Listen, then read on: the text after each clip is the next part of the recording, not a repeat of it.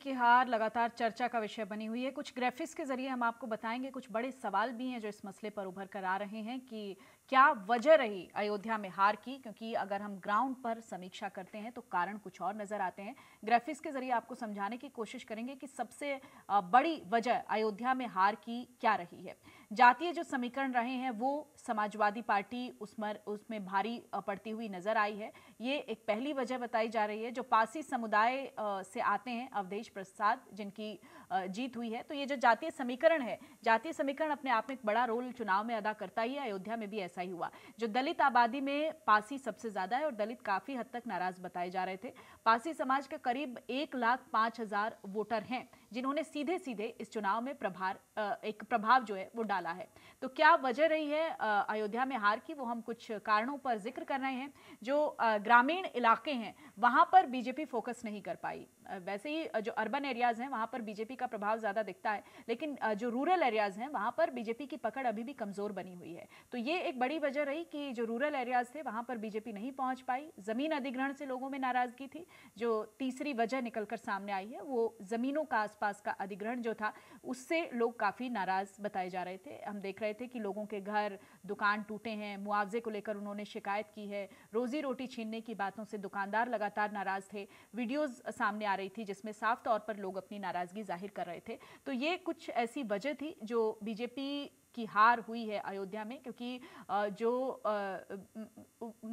पूर्व सांसद हैं लल्लू सिंह, उनसे एक नाराजगी जरूर बीजेपी की जनता की वहां पर नजर आ रही थी और वो लोगों के बीच में उस तरह से नहीं रहते थे जिस तरह से जनता उनसे एक्सपेक्ट करती थी। इसके अलावा चौथी वजह क्या है, सच्चिदानंद को करीब वहां से 46,000 वोट मिले हैं और लल्लू सिंह से लोगों की नाराजगी, जैसा कि मैंने पहले भी कहा कि लोग काफी हद तक नाराज थे वहां के पूर्व सांसद से। लोगों की पहुंच से दूर रहते थे लल्लू सिंह, वहां के लोगों के कामकाज उस तरह से नहीं हो पाते थे और जो एक एक्सपेक्ट करती है पब्लिक कि हमारा सांसद हमारे बीच में रहे, वो चीज नहीं हो पाई और इससे भी कहीं ना कहीं जनता वहां नाराज दिखाई दे रही थी। लोगों की पहुंच से बहुत दूर थे लल्लू सिंह, वो लोगों के बीच में खड़े नहीं रहते थे उस तरह से। तो ये एक पांचवी वजह नजर आ रही है क्यों हारी है अयोध्या बीजेपी, इस पर हम चर्चा कर रहे हैं। और संविधान पर जो बयान दिया था लल्लू सिंह ने, वो एक बड़ी वजह रहा है क्योंकि उससे भी एक बड़ा इम्पैक्ट जो है वो इलेक्शंस में डाला है। हमारे चैनल हेड अरविंद चतुर्वेदी जी इस वक्त मेरे साथ जुड़ चुके हैं, उनसे भी हम चर्चा करेंगे।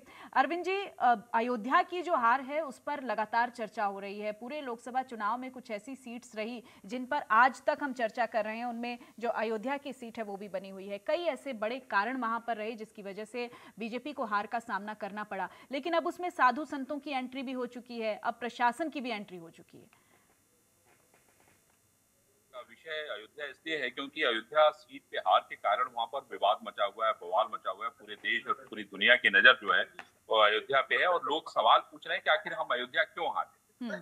अब वहां पर जो संत और महंत हैं, वहां जो प्रशासन है, वहां जो पॉलिटिशियंस हैं, उन सभी लोगों के बीच में एक बवाल हो गया है कि भाई हर कोई जो है दूसरे पे आरोप लगा रहा है कि हम आपकी वजह से हारे, हम आपकी वजह से हारे। असल में प्रश्न ये है कि अगर हम देखें अयोध्या जहाँ पे राम का मंदिर है, जहाँ पे राम के मंदिर का जो है शिलान्यास किया गया, पूरी दुनिया भर से राम के भक्त आए वहां पर और वहां पे भारतीय जनता पार्टी वो सीट हार जाती है, निश्चित रूप से हर कोई सवाल पूछेगा। आप वहां पर देखिए लोगों की जो इनकम है वो 1 रुपए से सीधे 50 रुपए पहुंच गई है ना। ये सारी चीजें पूरी दुनिया देख रही है। वहां की सड़कों की हालत बदल गई है, वहां पे लोगों की जिंदगी बदल रही है। लेकिन उसके बाद भी अगर भारतीय जनता पार्टी अयोध्या हार जाए, उनका कैंडिडेट अयोध्या हार जाए, तो सवाल तो बनेगा और लोग पूछेंगे। मैं सिर्फ यहाँ पे ये कहना चाहता हूँ सोनल कि अयोध्या में हारने का जो सबसे बड़ा कारण मुझे समझ में आता है वो ये है कि राम के साथ साथ जो जाति का गणित है उसको भारतीय जनता पार्टी समझने में भूल कर बैठी, खासतौर पे ग्रामीण इलाकों में, क्योंकि ग्रामीण इलाकों में जाति और धर्म पे वोट पोल हुए हैं और उसका खामियाजा जो है भारतीय जनता पार्टी को उठाना पड़ा। दूसरा जो बहुत बड़ा कारण मुझे नजर आता है वो ये नजर आता है कि लल्लू सिंह जो कि पिछले कई बार के सांसद थे, उनके खिलाफ एंटी इनकम्बेंसी थी और लल्लू सिंह को लगता था कि राम तो हमारे आराध्य है, राम है तो सब कुछ हो जाएगा, कहीं जाने की आवश्यकता है चाहे नहीं है। लेकिन वो बड़े सोशल व्यक्ति हैं, मेरा उनका व्यक्तिगत मैं उनको जानता हूँ और बड़े ही मित्र। लेकिन जनता के बीच सोशल नहीं हो पाए, वो जनता के बीच उस तरह से नहीं जा पाए। सोनल अब तो यही कहा जाएगा क्योंकि सवाल है, हार तो हार होती है, हार का सिर्फ यही एकमात्र कारण है कि आप हार चुके हैं, अब जब जीतिएगा तब बात करेंगे। तो वो हाँ। जनता के बीच में जो कनेक्ट होना चाहिए, उनकी जो प्रॉब्लम्स को सॉल्व करने का मादा होना चाहिए, उस तरीके से वो प्रॉब्लम सॉल्व नहीं हो पाई। ये भी एक बड़ी हकीकत है जिससे भारतीय जनता पार्टी के कार्यकर्ताओं को दो चार होना पड़ा। तीसरी जो बड़ी महत्वपूर्ण बात है कि अयोध्या में हर भारतीय जनता पार्टी का कार्यकर्ता व्यस्त था लगातार हाँ। कई महीने से, क्योंकि रोज कोई ना कोई कार्यक्रम होते रहते थे, रोज बैठ के होते रहती थी। जी। तो क्या है कि अगर आप एक काम रोज करें तो मैं समझता हूँ कि जब फाइनल रिजल्ट का दिन होता है, या तो आप वहां बहुत एक्सट्रीम बहुत अच्छा करते हैं, हाँ। या तो आप जो है एवरेज से भी नीचे आ जाते हैं। अयोध्या में भी यही हुआ कि यहाँ के जो कार्यकर्ता थे, जिस तरीके से उनका प्रदर्शन होना चाहिए उस तरीके से उनका प्रदर्शन नहीं हुआ। ये बड़ा कारण था। चौथा बड़ा कारण ये नजर आता है कि अवधेश प्रसाद जो कि चुनाव लड़े, वो जाति से पासी थे। पासियों का एक बहुत बड़ा वोट बैंक अयोध्या में है। और मैं आपको बता दूं कि वो वहां से विधायक भी थे, तो उसका उनको अच्छा खासा फायदा मिला। अखिलेश यादव ने टिकट के बंटवारे में जो है अच्छी सूझबूझ का परिचय दिया और उसका परिणाम जो है उनके पक्ष में गया। अयोध्या जीतना ये बड़ी बात है और इम्पोर्टेंट है। कांग्रेस के साथ गठबंधन भी इम्पोर्टेंट था, क्योंकि कांग्रेस के गठबंधन अच्छा, की वजह उसने से जो कितना प्रभाव डाला सर? मैं उस पर भी थोड़ा सा चाहूंगी कि आप थोड़ा इलेबोरेट करें, क्योंकि आप ग्राउंड पे थे, आपने सारी चीजों को और बेहतर समझा है। सोनल, मैं यही कहना चाहता हूँ कि कांग्रेस के साथ गठबंधन ने बड़ा प्रभाव डाला और उसने जो है मुसलमान वोट को बिखरने नहीं दिया।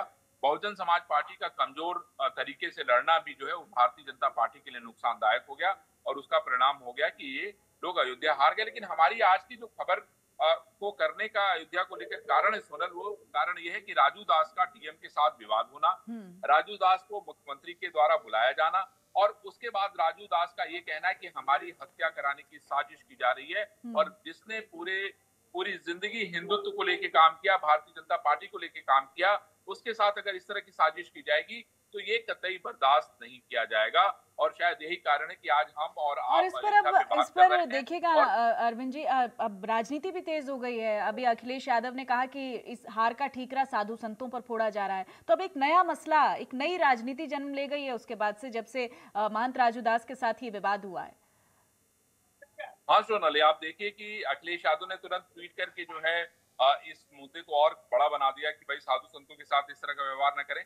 लेकिन इसी बीच ये जो जानकारी मिल रही है कि मुख्यमंत्री योगी आदित्यनाथ की 25 मिनट के लगभग जो है महंत राजू दास से बातचीत हुई है और मुझे लगता है कि मामला जो है सुलझ जाएगा।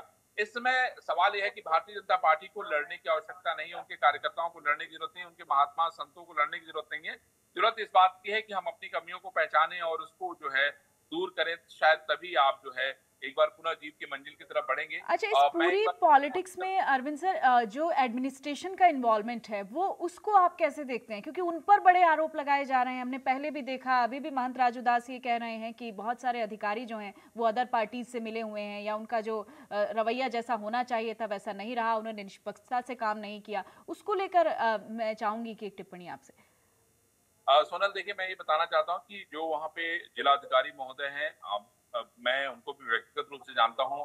पूरे राम मंदिर का बहुत सारा काम उनके नेतृत्व में किया गया है। विवाद इस बात को लेकर हो रहा था कि जो गरीबों के आवास को हटाया जा रहा था, बहुत सारे ऐसे लोग थे जिनको मुआवजा नहीं मिला। इस पे उसके बाद प्रशासन ने जो है अपना बयान दिया, अपना पक्ष रखा और कहा कि भाई 1200 करोड़ रुपए हम मुआवजा दे चुके हैं जी। अब ऐसे में और भी बड़े नए नए तथ्य सामने आ रहे हैं। मैं समझता हूँ उसको इन्वेस्टिगेट करने की जरूरत है कि क्या मुआवजा जो है कुछ गलत लोगों के पास चला गया, क्या मुआवजा जिन लोगों को जो पात्र थे उनको नहीं मिला। ये सारे सवाल हैं जिसके जवाब भविष्य में मिलेंगे।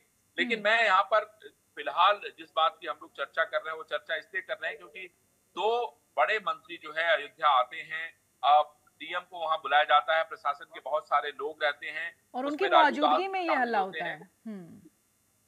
हाँ सोनल, आपको आवाज आ रही है? जी जी, आवाज आ रही है सर।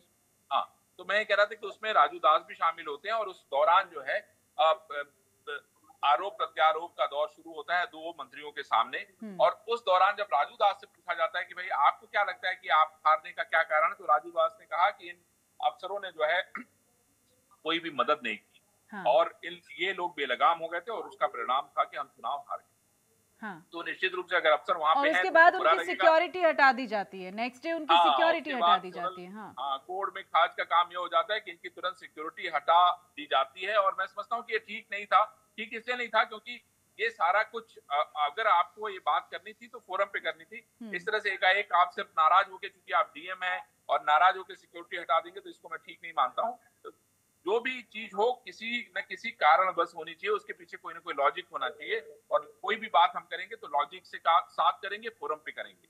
तो मुझे लगता है कि राजू दास भी हम लोग के साथ जुड़ेंगे सोनल, और हम लोग उनसे सीधे सवाल पूछेंगे कि भाई राजू दास जी आप बताइए कि असल में हुआ क्या था, क्योंकि भाई इसमें दोषी कौन है ये पता लगना बहुत जरूरी है। क्योंकि कोई कह रहा है कि नहीं राजू दास जी दोषी है, कोई कह रहा है कि डीएम महोदय दोषी हैं, तो ये जानना बेहद जरूरी है कि आखिर दोषी कौन है। क्योंकि इसीलिए ये विषय आज हम लोगों ने अयोध्या का आज आया है, सबके सामने बताने की कोशिश कर रहे हैं कि आखिर राजू दास और डीएम के बीच में विवाद इतना बढ़ क्यों गया, और जो मंत्री द्वय वहां पे थे, दोनों कैबिनेट मिनिस्टर थे, बहुत सीनियर लोग थे, उन्होंने आखिर बीच बचाव क्यों नहीं किया, और आज ये मामला मुख्यमंत्री के पास चला गया और राष्ट्रीय अध्यक्ष जेपी नड्डा के पास चला गया। बिल्कुल तमाम बड़े सवाल हैं, इस पर हम चर्चा करेंगे, आप बने रहिएगा अरविंद जी हमारे साथ। हम आगे बढ़ते हैं इस पूरे मामले में। रामनगरी अयोध्या की जनता ने क्या कुछ कहा है वो भी सुनिएगा।